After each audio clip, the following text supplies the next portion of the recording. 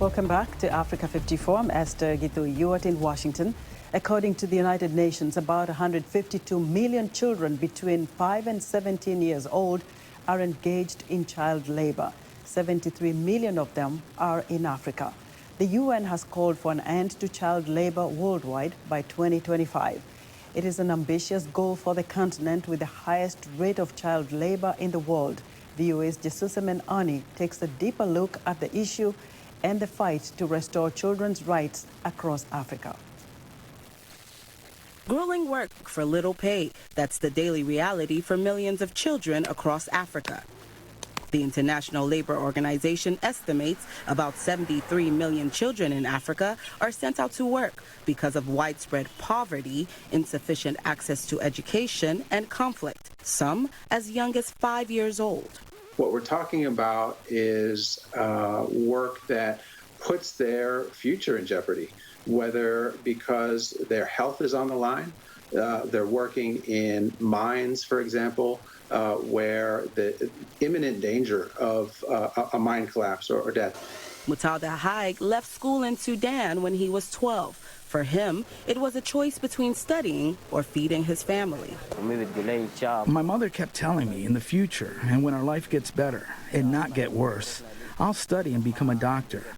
But all of a sudden, the whole situation occurred in Sudan. According to the ILO, 85% of Africa's child laborers work in agriculture. Across all sectors, many are subject to backbreaking labor, long hours, and exposure to dangerous environments. Rights advocates say injuries are not the only problem. There are other negative aspects because the children's self-esteem is low, because all the time he faces insults or has a low self-esteem, because all the time the factory's owner insults him, makes him feel that he is less than anyone.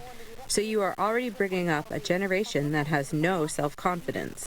Experts say putting kids to work is no solution to extreme poverty. They don't have the opportunity to get an education and learn those skills that would enable them to get a decent job and become productive workers when they're older. Several African governments, including Ivory Coast, Mali, Rwanda, and Nigeria, have taken steps to address the worst form of child labor, but it's not enough. Poverty and illiteracy and cultural belief, religious prejudices. These are some of the reasons that has actually affected, the efficacy. Major U.S. companies, including Apple, Google, Hershey's, and Nestle USA, have come under fire for allegedly failing to combat child labor in their supply chains. The companies say they're committed to responsible sourcing that prohibits the use of child labor.